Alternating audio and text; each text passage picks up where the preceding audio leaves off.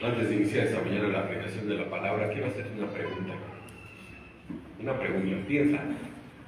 ¿Te acuerdas el día, el momento en que Dios te salvó? ¿Te acuerdas de ese día en que Dios tocó tu corazón y te dio vida? ¿Te acuerdas? ¿Te acuerdas cómo era antes tu vida? Antes de ese momento, ¿y te acuerdas de ese momento? ¿Sí te acuerdas? Recuerdo hace muchos años que una corriente cristiana decía que si tú no te acuerdas del día y de la hora es que no naciste de nuevo. Bueno, yo no me acuerdo ni del día ni de la hora, y sí creo que nací de nuevo. ¿Tú te acuerdas? ¿Te acuerdas del momento en que Dios te dio vida? Te sacó de la luz, de las tinieblas a su luz admirable. ¿Te acuerdas? ¿Te acuerdas de ese momento? Creo que a veces pensamos mucho en lo que Dios hizo en mi vida y nos acordamos poco de lo que Dios ha hecho en nuestra vida. Poco de lo que Dios ha hecho en nuestras vidas. Juan capítulo 1. Juan capítulo 1. Versos 12 y verso 13. Juan 1, 12 y 13. Voy a leer desde el 8, pero hoy vamos a ver Juan 1, versículo 12 y versículo 13. Dice Juan, verso número 8, no era en la luz, hablando de Juan el Bautista, sino para que diese testimonio de la luz, aquella luz verdadera que alumbra a todo hombre venía a este mundo. En el mundo estaba y el mundo por él fue hecho, pero el mundo no le conoció. A lo suyo vino y los suyos no le recibieron. Verso 12, mas a todos los que le recibieron, a los que creen en su nombre, les dio potestad de ser hechos hijos de Dios, los cuales no son engendrados de sangre, ni de voluntad de carne, ni de voluntad de varón, sino de Dios. Padre, que a través de tu palabra, Señor, seamos guiados, Señor, a un entendimiento correcto de la salvación que tú nos has dado. Y que, Padre, aquellos que todavía no confían en ti, tengan la oportunidad, Señor, de conocer a tu Hijo y de recibirle como Señor y Salvador de sus vidas. Oramos por ello, Padre, en su nombre. Amén. Amén. Hemos estado hablando sobre la luz que vino al mundo, la luz verdadera que vino al mundo. Y ahora Juan nos ha hablado de la luz que fue atestiguada por Juan el Bautista, lo tenemos ahí del verso 6, verso al 8. La luz desconocida que vino al mundo y que el mundo no conoció, verso 9 y verso 10. La luz rechazada, verso número 11. Quienes lo rechazaron fueron los suyos, su propia casa, su propia familia. Los judíos rechazaron la luz verdadera. Y hay un pequeño cambio, un pequeño giro a partir del verso número 12 y verso número 13. Vemos la luz transformadora. La luz transformadora. La semana pasada vimos que el pueblo de Israel, que había recibido la promesa del Mesías, rechazó al Mesías. Rechazó al Mesías. Y de verdad a veces somos demasiado injustos al culpar tanto a Israel. Decimos, Israel es terrible, Israel, ¿por qué rechazaron al Mesías? Bueno, porque tú y yo hubiéramos hecho exactamente lo mismo. Exactamente lo mismo. Lo hubiéramos rechazado como su pueblo lo rechazó. La Biblia nos enseña, ahí en el capítulo 3, acompáñame a Juan capítulo 3, que todos estábamos en tinieblas. Todos estábamos en tinieblas, pero Dios amó al mundo, ese mundo que estaba en tinieblas, y le dio a su Hijo unigénito para que todo aquel que en él cree no se pierda, mas tenga vida eterna. Pero todos estábamos ahí, todos estábamos condenados debido al pecado, estábamos en tinieblas, amábamos las tinieblas, amábamos más las tinieblas que la luz, porque nuestras obras eran malas. Esa era nuestra condición, hermanos. A veces pensamos, no, yo siempre he sido buena persona. Bueno, tal vez sí has sido buena persona, pero antes eras un pecador, lejos del Señor. Amábamos el pecado. Espero que ya no. Amábamos en pasado el pecado. Amábamos esas tinieblas, amábamos estar lejos de Dios para que la luz de Cristo no nos encegueciera y preferíamos no acercarnos a Dios. ¿Cuántos años tardó Dios en tocar tu corazón? ¿Cuántos años tardaste en tinieblas? ¿Cuántos años? Para los más chicos decimos, no, pues casi nada, ¿no? Pero para los más viejos decimos, no, pues hace muchos años que yo estaba muy mal y el Señor tocó mi corazón y trajo luz a mi vida. Pero antes vivíamos en tinieblas, totalmente perdidos, totalmente lejos de Dios. Sin embargo, Dios, aun cuando estábamos en tinieblas, Dios decidió escoger soberanamente a algunos para salvación. A algunos para salvación. Efesios capítulo 1. Si está siguiéndome en esta pequeña introducción, Efesios capítulo 1, verso número 4. Dice que Dios nos escogió en Cristo antes de la fundación del mundo. Antes que cualquier cosa existiera, Dios ya nos había escogido. Y nos escogió para ser, verso 4, santos y sin mancha delante de Él. Él nos predestinó, dice el verso suyo, en amor nos predestinó para ser adoptados hijos suyos por medio de Jesucristo, según el puro afecto de su voluntad, para la alabanza de su gloria. En otras palabras, Dios nos escogió antes de la fundación del mundo, cuando éramos tinieblas, cuando no valíamos nada, nos escogió para ser santos y sin mancha, por amor nos adoptó para ser sus hijos, y lo hizo según el puro afecto de su voluntad. En otras palabras, porque Él así quiso. ¿Y sabes por qué lo hizo? Para alabanza de su gloria, para que al final la gloria sea solamente para Dios. La gloria es solo para Dios. ¿Qué hicimos nosotros? Nada. Ser indignos de la misericordia, y Dios nos trató con misericordia. Merecíamos el infierno eterno, merecíamos la condenación eterna debido al pecado. Pero Dios nos trata con misericordia. Dios nos trata con misericordia. Dios escoge soberanamente a algunos para salvarlos. Entonces, el rechazo no es universal, el rechazo de la luz no es universal. Hay algunos a los que el Padre escogió en la eternidad pasada para ser salvos, para ser sus hijos, para ser redimidos por el Hijo y sellados por el Espíritu Santo, como dice Pablo ahí en Efesios 1. Algunos siguieron amando sus tinieblas, amando su pecado, rechazando la luz, aborreciendo a la luz. Incluso muchos de su pueblo rechazaron el Evangelio, rechazaron la luz de Cristo, pero, vean el verso 12, hubo algunos que le recibieron, Juan 1:12, hubo algunos que recibieron la luz, hubo algunos que creen en su nombre, hubo algunos que Dios les da potestad de ser hechos hijos de Dios, no todos. Esto está en contra de cualquier intento de salvación universal.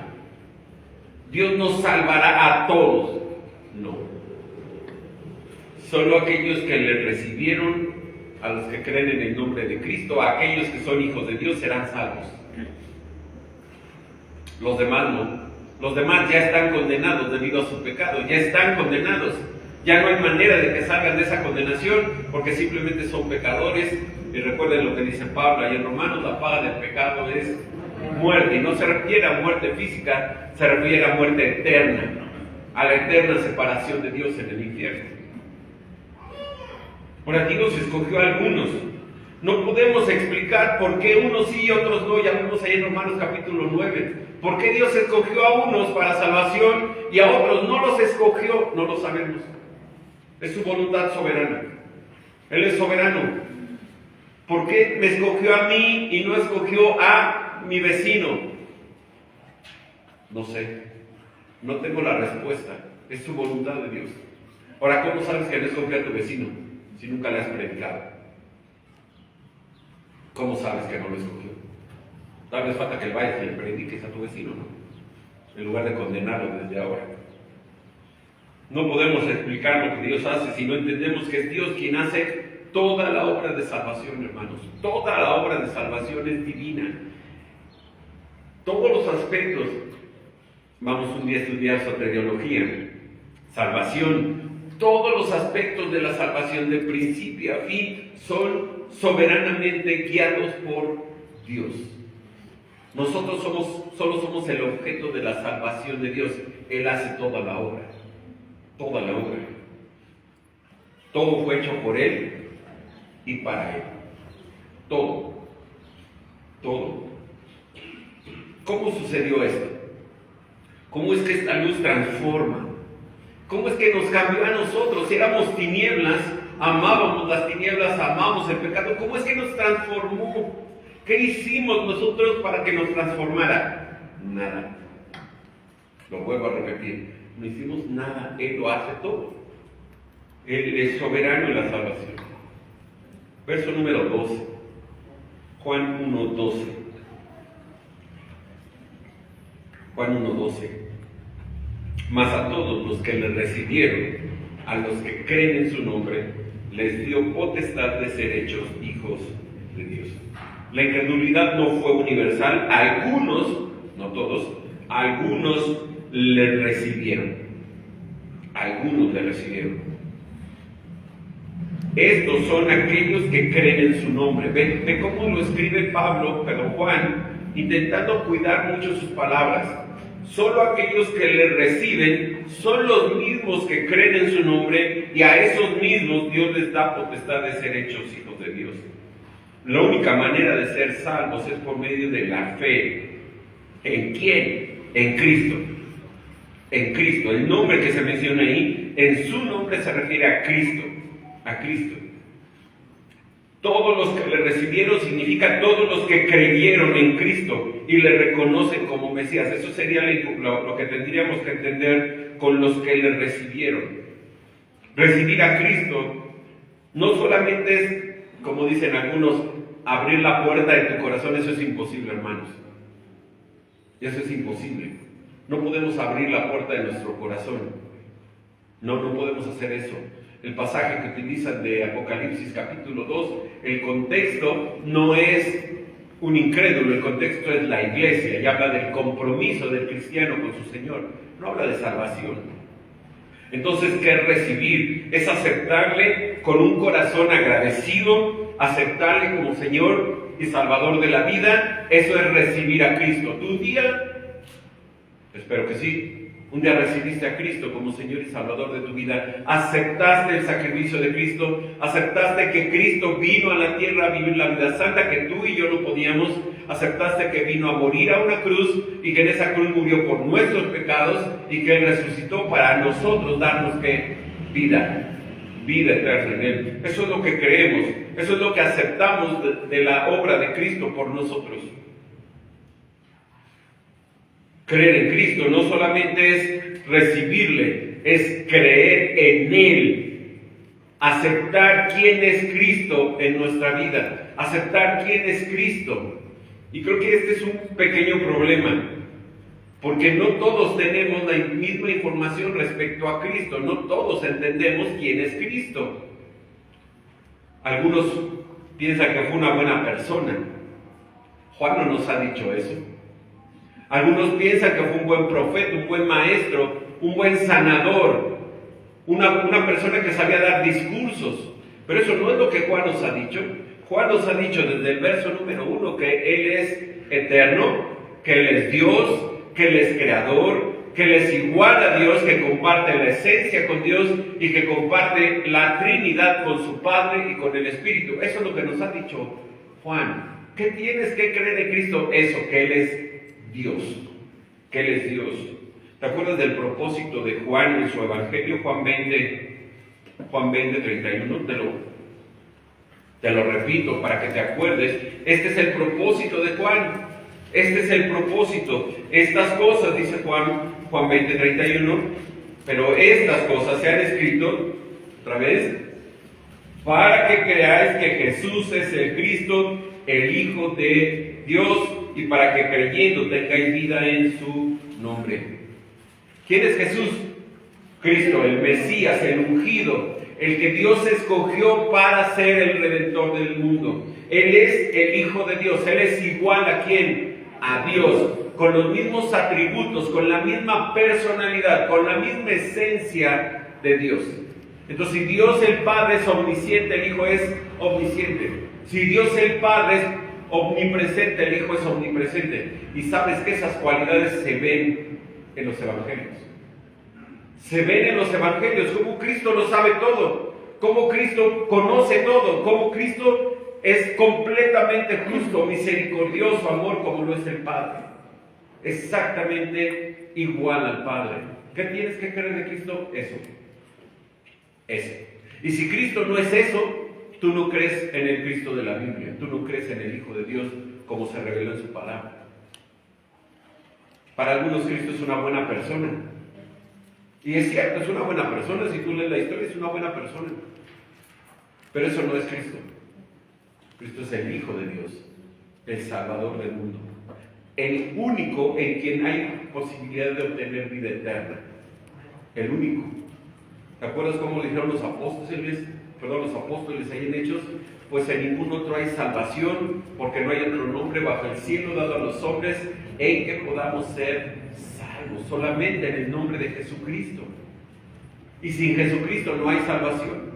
Por eso Juan es muy cuidadoso al decir que aquellos que le reciben, aquellos que creen en su nombre, tienen la potestad divina de ser hechos hijos de Dios.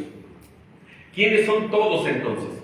Bueno, no es todos en un sentido universal. Es aquel que quiera, cualquier persona que quiera creer en Cristo, por él vino Cristo. Por él vino Cristo. ¿No todos se salvarán? No todos se van a salvar. Si recuerdas, Jesús habló de 2 caminos y 2 puertas. ¿Te acuerdas? Ahí en Mateo capítulo 7, terminando el sermón del monte, dijo, hay un camino ancho que lleva ¿a dónde? A la perdición. Y muchos son los que van por ese camino. Hay un camino angosto que lleva a la vida y pocos son los que la hallan. Hermanos, no todos se van a salvar. No todos se van a salvar, sino entonces ¿para qué habría infierno? No todos se van a salvar. Va a haber quien, y ha habido quien ha rechazado la luz de Cristo. No todos, solo aquellos que le recibieron. Ahí lo dice, ¿no? Aquellos que le recibieron. ¿Quiénes recibieron a Cristo? Bueno, algunos fariseos recibieron a Cristo. ¿Te acuerdas de Nicodemo? José de Arimatea, Pablo o Saulo, como se llamaba antes, fariseos, saduceos, algunos sacerdotes creyeron en Cristo, dice allá el final del capítulo número 6 a mitad del capítulo número 6 de Hechos. Algunos sacerdotes obedecieron a la fe, dice. Algunos eruditos, algunos ignorantes, un erudito Pablo, otro erudito Gamaliel, que creemos, yo sí creo que Gamaliel creyó en Cristo como Señor y Salvador. Algunos ignorantes como los apóstoles, el Señor se los dijo, ¿no? Algunos ignorantes, algunos de ellos, algunos hombres, algunas mujeres, muchas mujeres creyeron en Cristo, judíos y gentiles creyeron en Cristo, sí, pero no todos, solo algunos de ellos. A ellos Dios mismo les otorgó el privilegio de ser hechos sus hijos, solo algunos de ellos. Esos que le reciben son los que creen en su nombre. Tienen que creer en su nombre. No lo hacen por sus propios méritos, por sus propias fuerzas, sino es Dios quien tuvo que darles vida, transformarlos y llevarlos de las tinieblas a su luz admirable. Así es como lo dice Pedro ahí en 1 Pedro 2:9. Nosotros somos linaje escogido, ¿se acuerdan? Real sacerdocio, nación santa, pueblo adquirido por Dios para que nos dé las virtudes de aquel que nos llamó de las tinieblas a su luz. Nosotros somos esos que le han recibido, aquellos que creen en su nombre, que tienen una lealtad constante y permanente a Cristo. Mi hermano, no solamente es decir, yo un día creí, hace 40 años yo creí en Cristo, no, es una lealtad constante que se renueva todo el tiempo. Este verbo está en presente. Esto significa que todo el tiempo tengo que creer, tengo que reconocer a Cristo como mi Señor y mi Salvador. ¿Puede alguien ser creyente si no reconoce a Cristo como Señor? Respuesta, no. No puede. No puede. Juan usa el verbo creer más de 98 veces en su evangelio, mucho más que todos los 3 evangelios anteriores juntos. ¿Quiénes aquellos que tienen el privilegio de ser hechos hijos de Dios? Son aquellos que reciben a Cristo y creen en su nombre. Otra vez, no todos, solo los que reciben a Cristo y creen en su nombre. ¿Qué significa recibir a Jesús? ¿Qué significa no recibir a Jesús? Juan lo explica diciendo que son los que creen en su nombre. Recibir a Cristo es creer en el nombre de Cristo.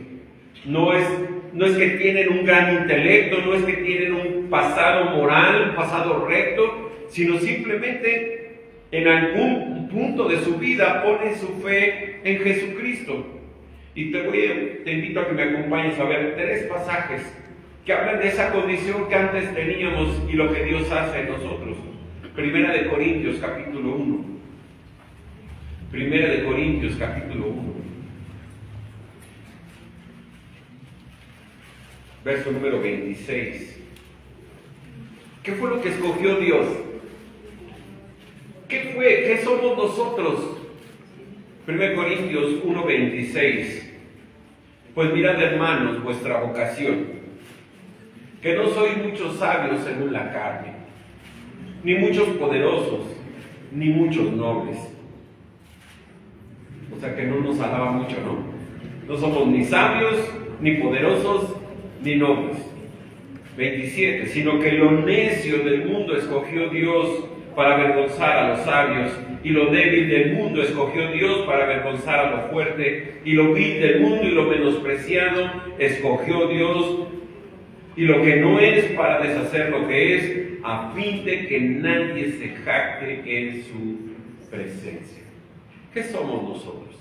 Bueno, se oye bonito: necio, débil, vil, menospreciado. Esas son las cualidades que teníamos cuando Dios nos escogió. ¿Qué éramos? Nada.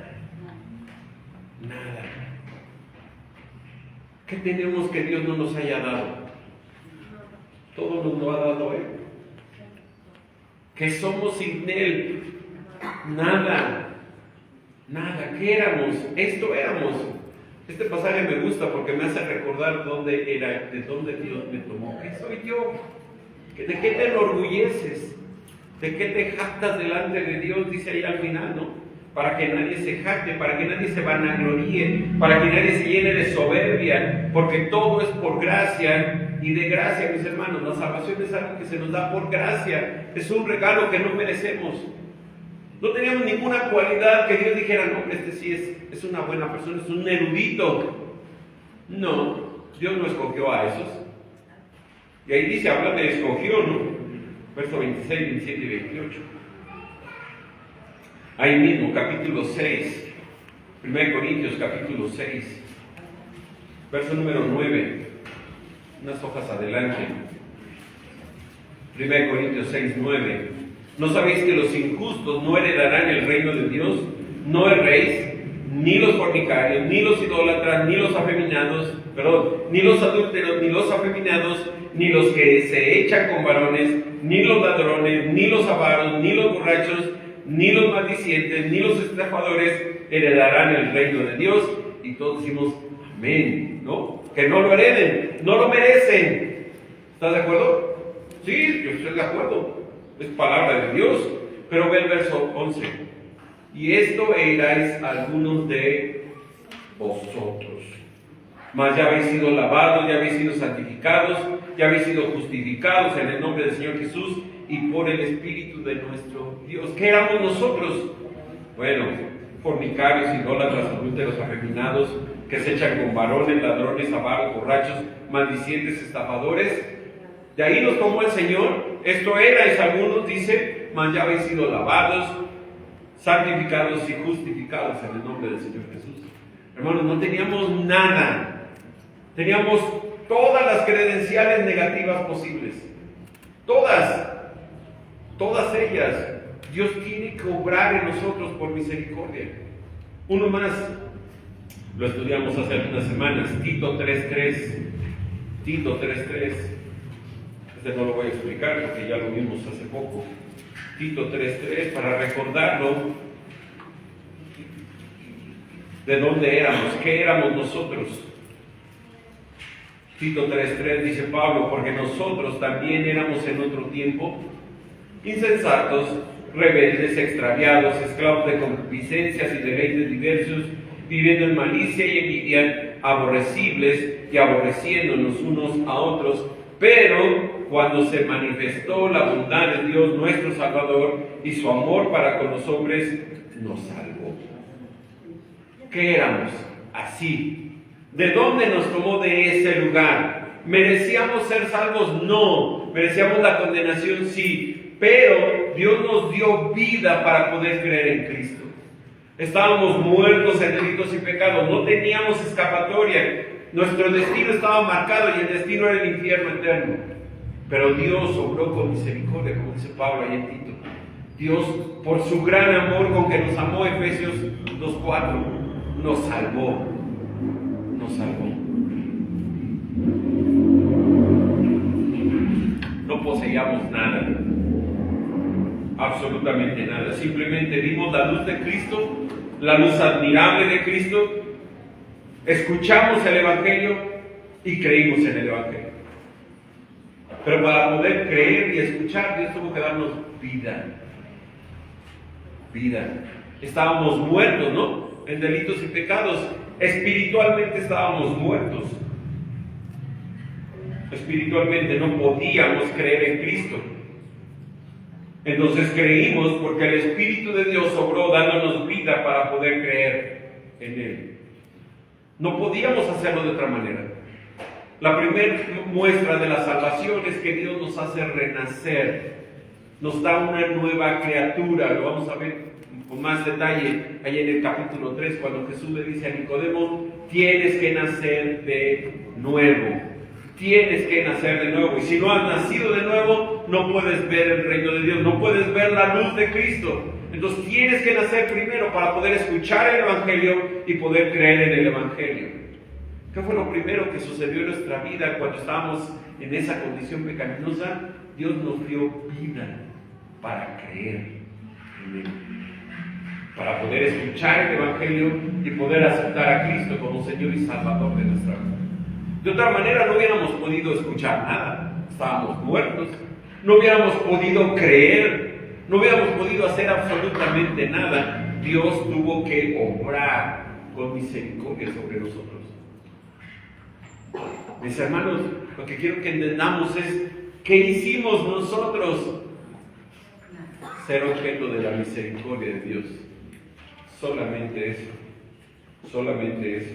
¿Por qué significa creer en el nombre de Cristo? Ahí lo dice. A los que creen en su nombre. Significa creer en Jesús, en el nombre de Jesús. Pero cuando los judíos hablaban o escriben hablando del nombre de alguien, significa creer en su persona. Creer quién es Jesucristo. ¿Quién es Jesucristo? Lo que ha dicho Juan, Dios, el eterno, el creador, el soberano, por el cual se hicieron todas las cosas. Creer en Cristo es creer que Cristo es Dios y que tiene los mismos atributos de personalidad que el Padre. Eso es creer en el nombre de Cristo. Entonces cuando yo digo, yo creo en el nombre de Cristo, estoy creyendo que Cristo es todo Él. No solo su nombre por el cual le llamamos, sino todo lo que Él representa. Todo lo que dijo ser y todo lo que hizo. Eso es creer en su nombre. Poner a Cristo como el objeto de la fe del creyente, dice un comentario. Creer en su nombre es creer lo que Cristo nos revela acerca de su nombre, lo que Dios nos revela acerca de su nombre. Creer que Él es el Hijo de Dios, la segunda persona de la Trinidad, que fue llamado Jesús, no por casualidad, sino porque Él salvará a su pueblo de sus pecados, que fue llamado Emmanuel, Dios con nosotros, etcétera, etcétera. Creer en su nombre no es solamente creer en Él como Salvador, también es creer en Él como Señor. A todos los que le recibieron, a los que creen en su nombre, y la tercera frase es muy importante, les dio potestad de ser hechos hijos de Dios. Esta frase significa, les dio el privilegio de la adopción dentro de la familia de Dios. Mis hermanos, uno de los aspectos más impresionantes de la misericordia de Dios hacia el pecador no es solamente que lo salva, porque ya lo vimos, nos salvó, y qué bueno, diríamos, ya nos salvó, y Dios hubiera dicho, con eso es suficiente, ¿eh? No necesitas más, ya te salvé, date por bien servido que ya te salvé. Pero Dios va más allá de solo salvar al pecador. No solo lo salva, lo toma de donde está, lo lava, lo introduce en su casa, lo sienta en su mesa y le llama hijo. Le llama hijo. Y no solo le llama hijo, le da los derechos de un hijo natural a todos sus hijos adoptivos. El hecho que diga de que Dios nos adoptó, como dice allá Efesios 1:5, no significa que solamente nos metió en su familia y dijo, bueno, van a ser mis hijos. No, significa que nos da todos los derechos de un hijo natural, del Hijo de Dios. Lo dice un poco más adelante, allá en el verso 14, y luego lo vuelve a repetir en el verso 18, Juan 1:18, a Dios nadie le dio jamás el unigénito Hijo, el único, el inigual Hijo de Dios, Él le ha dado, que está en el seno del Padre, le ha dado a conocer. Tenemos la bendición de ser llamados hijos de Dios, hijos de Dios.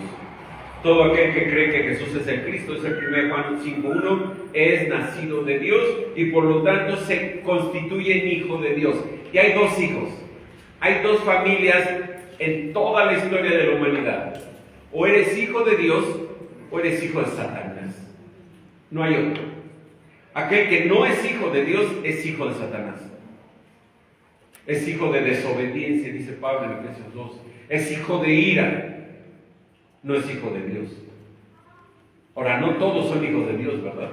Tienes que recibirla, tienes que creer en Él, y entonces tendrás el derecho, el privilegio de ser llamado hijo de Dios. Hijo de Dios. No son hijos de Dios aquellos que entonces que no tienen fe en Jesús, que no le reconocen como Señor y Salvador. Ahora observa que dice, les dio potestad. La salvación no es una habilidad o un poder que tiene el hombre. Yo me quiero salvar, yo quiero salvarme. No, está muerto en delitos y pecados y no puede hacer nada por él. No puede hacer absolutamente nada. Él necesita ser salvado, él necesita ser transformado por Dios para obtener salvación. De otra manera está perdido, no puede hacer nada, no puede hacer nada. Les dio, dice, potestad. Algunos lo traducen como poder, cosa que no es la mejor traducción. La mejor traducción es derecho o privilegio. Esa es la mejor traducción de la palabra potestad. No significa que Cristo a todos nos da una fuerza espiritual o moral superior por la cual nosotros nos convertimos en hijos de Dios. No. Es Dios quien cambia nuestro corazón, es Dios quien nos hace nacer de nuevo por la palabra de verdad y nos hace ser hijos de Dios. Hijos de Dios. Es Dios quien da este privilegio, este poder de adopción a los creyentes. Es Dios quien nos adopta. Es Dios quien nos toma para su propia familia y nos introduce dentro de su casa y nos sienta en su mesa y nos llama hijos. Nosotros no escogimos a Dios. No escogimos a Dios. Es Dios quien escoge al pecador. Es Dios quien escoge al incrédulo para darle vida. El pecador no puede escoger. Está muerto. Está muerto en delitos y pecados. Él no puede escoger a Dios. Tú no escogiste a Dios. Tú no dijiste, yo quiero ser cristiano, Dios, ya, sálvame. No es cierto. No es cierto. Esa manera de entenderlo es equivocada. Es equivocada. Se entiende que el pecador levanta la mano, se está ahogando en el mar, le dice a Dios, sálvame Dios, sálvame. Bueno, primero, no puede hablar porque está muerto. No puede levantar la mano porque está muerto. No puede decirle a Dios, sálvame porque está muerto. Dios tiene que obrar en su vida para darle vida primero y luego salvarlo. Él no puede hacer nada. El muerto está muerto, hermanos. El muerto espiritual está muerto espiritualmente. No puede hacer nada por él. No puede hacer absolutamente nada. Yo digo que tiene 3 características. Escucha. Es indolente. El muerto espiritual es indolente. No entiende el pecado, no entiende su maldad. Peca y peca y peca y peca y peca y no se da cuenta que está pecando. Piensa que está haciendo bien. Piensa que el adulterio está bien, todos lo hacen. Piensa que golpear a su esposa es normal, todos lo hacen, todos los machos pegan a su esposa. Piensa que robar es normal, todos roban. Desde el más alto personaje en el gobierno hasta el más simple, todos roban. Piensa que lo malo es bueno, a lo bueno le llama malo y a lo malo le llama bueno. Es indolente, totalmente indolente, no le importa. Segundo, es inútil. Es inútil, no puede hacer nada en esa condición de muerte espiritual. No se puede mover, no puede levantar la voz, no puede levantar la mano, no puede hablarle a Dios, está muerto. Es indolente, es inútil y es incapaz de salir de esa condición. No se puede mover, no hay manera de que haga nada. Está totalmente muerto. Muerto. ¿Entiendes lo que significa? Ahí estábamos nosotros. Ahí estábamos nosotros. En esa condición estábamos nosotros. No podíamos hacer absolutamente nada y Dios tuvo que obrar con misericordia en nuestras vidas y salvarnos. Y salvarnos. A nosotros Dios nos da la oportunidad de ser hechos hijos de Dios. ¿Entiende lo que significa, mi hermano? ¿Entiende la bendición de ser un hijo de Dios? Somos adoptados dentro de la familia de Dios por creer en Cristo. Y cuando recibimos a Jesucristo, tenemos el derecho, el privilegio y nos convertimos en miembros de la familia de Dios y podemos reclamar las bendiciones que nos corresponden por ser parte de la familia de Dios. ¿Te puedes imaginar lo que eso significa? ¿Entiendes todo lo que significa que Dios te llame hijo?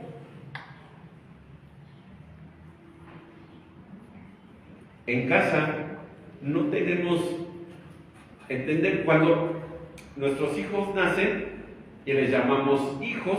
Los hijos saben que tienen todos los derechos, todos los privilegios por ser hijos, ¿no? Y no le están recordando cada día a tus hijos, ¿no? Yo te di vida, yo te salvé y tú tienes que, porque yo, no, eso no hace tampoco Dios. Tampoco lo hace Dios. Tampoco Dios te está diciendo, oye, ¿qué pasó? Eres mi hijo, vive como mi hijo. Ya lo sabes. Es algo que ya sabes, que tienes que vivir como un hijo de Dios, que tienes que ser diferente allá afuera, porque tienes que ser luz en el mundo, porque Él es tu Padre. Porque Él es tu Padre. Ni siquiera andamos pensando como hijos que me ame mi Padre. Sabemos que nuestros padres nos aman. Nuestros padres en la carne nos aman, ¿no? Es antinatural que un padre no ame a su hijo. Bueno, Dios ama a sus hijos y nos lo muestra todos los días, hermanos. Todos los días. Por eso la oración que Jesús le enseñó a sus discípulos, ¿te acuerdas allá en el Evangelio de Mateo, en el Sermón del Monte? ¿Cómo inicia? Padre nuestro, que estás en los cielos. Padre nuestro. Nos dirigimos a Dios porque es nuestro Padre, porque nos ama. Porque nos ama, hermanos. No tenemos que recordárselo a Él, Él nos ama. Él nos ama. No tenemos por qué decirle, ámame, Señor, Él te ama y te lo ha demostrado toda la vida. Y te lo sigue demostrando aún cuando tú fallas. ¿O no? Sí. Es un buen Padre. Es un buen Padre nuestro Dios. Todo padre se goza hablando de sus hijos y Dios se goza hablando de nosotros. Si cometemos un error, obviamente tiene consecuencias, pero Dios no nos deja de amar, porque es nuestro Padre. Es nuestro Padre. Nunca perderemos nuestro lugar en la familia de Dios, Nunca. Aquellos que somos hijos de Dios tenemos la bendición de pertenecer a su familia, ¿Cómo se logró esto? ¿Cómo se logró? ¿Cómo es posible que esto haya pasado? Ven, verso 13. Verso número 13, Juan 1:13. ¿Cómo esto es posible? ¿Qué fue lo que pasó? Los cuales, aquellos que creen en su nombre, aquellos que Dios les da potestad de ser hechos sus hijos, estos, dice, no son engendrados de sangre, ni de voluntad de carne, ni de voluntad de varón, sino de Dios. Algunos dicen o enseñan mal que significa que recibir a Cristo significa saber de Cristo, conocer más de Cristo. Nosotros no podríamos conocer más de nuestro Señor si no entendiéramos que somos engendrados, que hemos nacido de nuevo por el Espíritu Santo. El nacimiento del que aquí se habla en este versículo es el nuevo nacimiento, la regeneración, el cambio completo de corazón y naturaleza que Dios obra en el hombre cuando el creyente es transformado por Dios y Dios le da vida. Es esa regeneración. Es un cambio tan grande que no hay otra manera de entenderlo sino a través de intentar comprenderlo como el nacimiento de un niño. Volver a nacer. ¿Se acuerdan? Jesús se lo dijo a Nicodemo allí en Juan capítulo 3.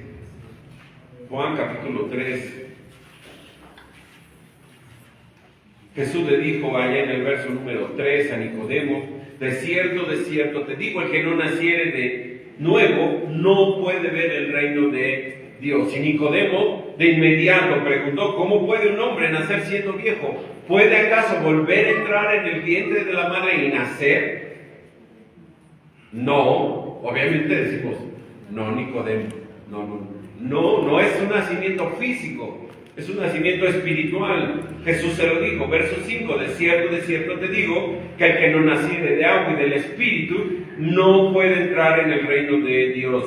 Lo que es nacido de la carne, carne es, y lo que es nacido del Espíritu, Espíritu es. Esta es una analogía, el nacimiento físico es una analogía del nacimiento espiritual. Se requiere volver a nacer de nuevo, espiritualmente en Cristo. Espiritualmente en Cristo. Una persona nacida de Dios es nueva criatura. Las cosas viejas pasaron, todas son hechas nuevas. 2 Corintios 5:17.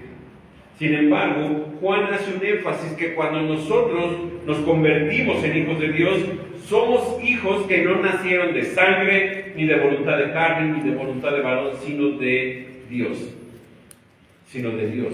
Los creyentes tienen un trato directo, una relación directa, una relación directa de Dios. Ellos nacen de Dios. No hay nada que produzca hijos espirituales excepto Dios. Nadie puede nacer espiritualmente hablando si no es por Dios mismo. Nadie. Así como no elegimos a nuestros padres terrenales, que algunos jóvenes quisieran haberlo hecho, tampoco de ninguna manera nosotros elegimos a Dios como nuestro Padre. Es Dios quien nos hace nacer, es Dios quien nos elige a nosotros. Es Dios quien lo hace a nosotros. Esta transformación espiritual se logra a través de Jesucristo. Y ve las 3 declaraciones de Juan. Primero, no son engendrados de sangre. ¿Qué significa? Que la salvación no se hereda. Que la salvación no te la transmite tu padre, tu abuelo, tus tíos. La salvación es algo personal. No se transmite por sangre, por raza, como pensaban los judíos al llamarse ellos hijos de Abraham. Pensaban, somos hijos de Abraham, entonces ya somos salvos. No. Los creyentes no nacemos automáticamente en la familia de Dios. Y esto es para todos aquellos que no hemos nacido en un hogar cristiano. Yo sé lo que es nacer en un hogar cristiano. Yo nací en uno. Yo sé lo que es nacer en un hogar cristiano. Yo sé que es pensar, es que yo no peco. Soy bueno. Yo no hago cosas malas. Soy menos malo que el de allá al lado. Yo soy buena persona. Es más, yo ya soy cristiano. Yo voy a la iglesia. Yo lo he dicho, yo voy a la iglesia aún antes de nacer, mi mamá me llevaba en su vientre a la iglesia. Sí, pregúntenme a mi mamá cuando la vea. Yo llevo a la iglesia, siempre he ido a la iglesia, 55 años y un poco más de ir a la iglesia. Yo ya era cristiano. No, yo era un pecador que necesitaba salvación. Ya vimos cuál era la condición del pecador, de muerte espiritual. Yo estaba en esa condición espiritual. Y si tú naciste en un hogar cristiano, no te creas cristiano. Eres un muerto espiritual hasta que Cristo no te dé vida espiritual. Nadie se salva por familiaridad. Ay, es que yo soy Fuentes, mi abuelo Adán Fuentes era pastor, entonces mi tío era pastor, yo soy pastor. No, hermano, no se hereda. La salvación no se hereda. No son engendrados de sangre. No somos hechos hijos de Dios como parte de la naturaleza humana. Porque nuestros padres fueron hijos, yo soy hijo de Dios. No. Y si tú no tienes hijos y un día llegas a tener hijos, piensa, ellos son pecadores y necesitan salvación. Necesitan salvación. Los más chiquitos que están allá arriba, ellos necesitan salvación. ¿Y quién les tiene que predicar del Evangelio de Cristo? Las maestras. No, sus padres son los responsables. Sus abuelos, si viven con sus abuelos, ellos son responsables de predicarles a Cristo. ¿Y cuándo, pastor? ¿Cuándo es necesario que un niño conozca? Ya, desde que nacen, empieza a enseñar respecto a Cristo. Claro, si tú le hablas a un bebé de 6 meses respecto a la redención y a la propiciación, no te entiende nada. Nada. Porque ni tú como adulto lo entiendes, entonces ellos menos. Pero si tú le explicas a un niño quién es Jesús y qué vino a hacer Jesús a la tierra, poco a poco el niño va entendiendo quién es Cristo y que tiene que depositar su fe en Él. Y mientras más pronto, mejor. No te esperes. Cuando sea grande que Él crea, llévalo a la iglesia para que escuche el Evangelio. Predícale el Evangelio en tu casa. Predícale en tu casa el Evangelio. Háblale de Cristo en la comida. Cuando hay un problema, cuando hay una necesidad, preséntale a Cristo a tu hijo. Porque Él no va a nacer de nuevo por ti. No va a suceder así. No va a suceder así. Y por cierto, difícilmente, si tú no les predicas en tu casa, ellos entenderán en la iglesia. Si tú estás esperando a que la iglesia los cambie, no los va a cambiar. Porque en la iglesia están 2 horas y se duermen. Que no sé que no hable de nadie. Se duermen. Y en tu casa están 7 días de la semana, 24 horas, háblales aquí en tu casa. ¿Por qué tus hijos no creen? ¿Por qué tus hijos son rebeldes? ¿Qué les enseñas en casa? ¿Qué les enseñas? Y no digas, la iglesia tiene la culpa.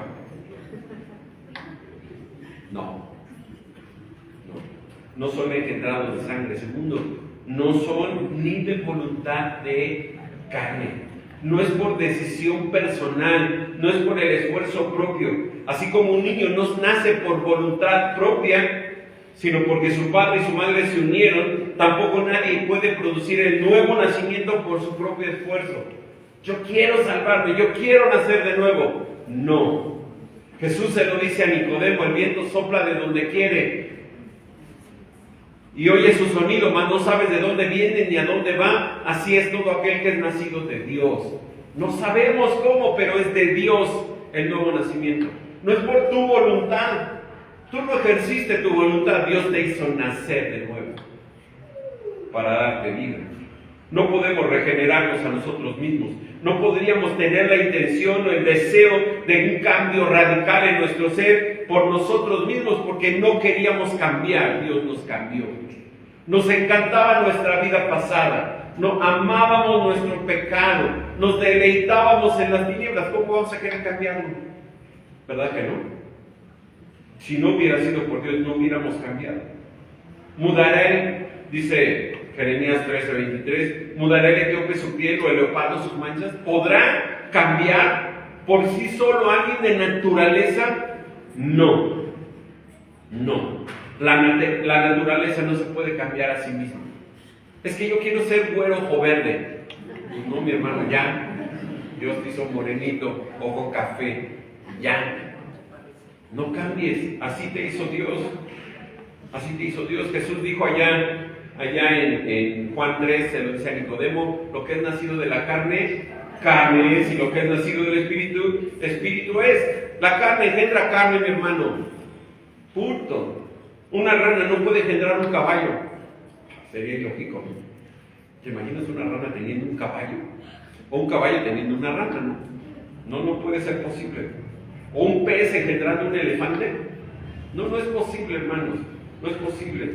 Por eso la única manera es nacer del Espíritu. Tercero, ni de voluntad de varón. No son engendrados de sangre, no son engendrados por voluntad de carne, ni por voluntad de varón. No se produce por intervención humana, no se produce por un sacerdote, un profeta o alguien que haga algo sobre nosotros. No, ninguna otra persona puede impartir nuevo nacimiento a otro, porque él también estaba muerto en delitos y pecados. ¿Cómo puede dar vida a un muerto? No puede. Ningún rito, ninguna ceremonia, ni el bautismo, ni levantar la mano, ni hacer una oración te da nueva vida. El único que da nueva vida es Dios. Es Dios. Un pastor puede, me gustó esto de un comentarista, puede colocar sus manos sobre la cabeza de una persona, puede bendecirla, puede orar por ella, puede bautizarla, pero eso no cambia su vida. El único que puede cambiar su vida es Dios. Es Dios.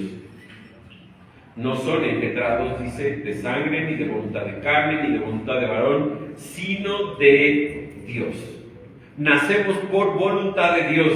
Esta es una obra sobrenatural divina. Solo Dios nos hace nacer de nuevo. Por eso, los hijos de Dios debemos comportarnos de una manera diferente a los que no son hijos de Dios. Esto es bien importante, mis hermanos. Bien importante. ¿Cómo va a conocer la gente que tú eres cristiano si te portas igual que ellos? ¿Cómo? ¿Dónde van a encontrar la diferencia? Cuando alguien dice: es que yo le estoy predicando con mi testimonio, yo le pido al Señor que su testimonio es un testimonio de un hijo fiel de Dios. Porque luego nuestros testimonios son terribles, mis hermanos. Terribles. La gente que nos conoce dice: ¿y te dices cristiano? Mira qué carácter. Mira, el cristiano echando pleito ahí en la calle, peleando con la vecina porque le puso la basura en la banqueta. El cristiano peleando porque le quitaron su lugar en el estacionamiento del súper. Qué vergüenza, ¿no? Qué vergüenza. Somos hijos de Dios y entonces nos comportamos de una manera diferente. Disfrutamos de la vida de un modo distinto, mis hermanos. ¿No disfrutas de la vida de un modo diferente ahora que estás en Cristo? A veces yo digo: ¿para qué me preocupo por lo que no puedo hacer si Dios lo permite? ¿Yo qué? Yo quisiera tener una vida diferente, hermanos, pero Dios me da esta vida y tengo que aprender a disfrutar esta vida que Dios me da. Esta vida es la que Dios me da. Y vivo de un modo distinto a los incrédulos. Ellos no me entienden. Ellos no entienden que en un funeral yo esté contento porque mi hermano está con Dios. Ellos no pueden entender cómo puedo estar feliz en medio de los problemas. Ellos no pueden entender cómo me puedo sentir bien si tengo una enfermedad que me puede quitar la vida. Pero como Pablo dijo, ¿no? Para mí el vivir es Cristo y el morir es ganancia. Ellos no pueden entendernos porque ellos no tienen a Cristo. Ellos no han nacido de nuevo. Ellos no tienen la misma fe ni la misma esperanza que nosotros. Al ser hijos de Dios, disfrutamos de la vida de un modo distinto e incluso triunfamos sobre el pecado y la tentación de una manera especial, diferente. Para nosotros la tentación es algo que viene a nuestra vida y es normal la tentación, pero entendemos que la tentación tiene que salida, hermanos. Y Dios lo que nos permite vivir, nos lo permite vivir, nos da la fortaleza para superarlo y Él nos da la salida de los problemas. Ellos no encuentran salida. Ellos no tienen escapatoria. No saben a dónde ir. No tienen vida, están muertos. ¿A dónde pueden ir? ¿En dónde se pueden refugiar? ¿A qué padre pueden suplicarle misericordia? Tú y yo sí podemos. Tenemos la bendición de ser hijos de Dios. Somos hijos sobrenaturales de Dios desde que reconocemos a Cristo como Señor y Salvador, y seremos hijos de Dios toda la eternidad, hermano. Cuando lleguemos a su presencia, cuando Él nos llame, cuando sea el arrebatamiento, en el momento en que Él nos llame a su presencia, desde ese momento estaremos delante del Padre y no nos volveremos a separar de Él. Y seremos llamados hijos, hijos de Dios, hijos de Dios. ¿Cómo pasó esto? No lo sabemos. Es una obra de Dios. Es una obra de Dios. Somos engendrados por Dios. Engendrados por Dios. Juan nos muestra que la luz verdadera, el objeto de nuestra fe, es mucho más gloriosa que Juan el Bautista. Mucho más gloriosa que él. Juan recibió la comisión de dar testimonio de la luz a fin de que todos creyesen por él. Pero algunos le rechazaron. Algunos no quisieron creer. Algunos lo vieron, algunos vieron su gloria, vieron su presencia, convivieron con él y le rechazaron. Pero aquellos que le reciben, los que creen en su nombre, Dios les da potestad de ser sus hijos. Dios les da potestad de ser sus hijos.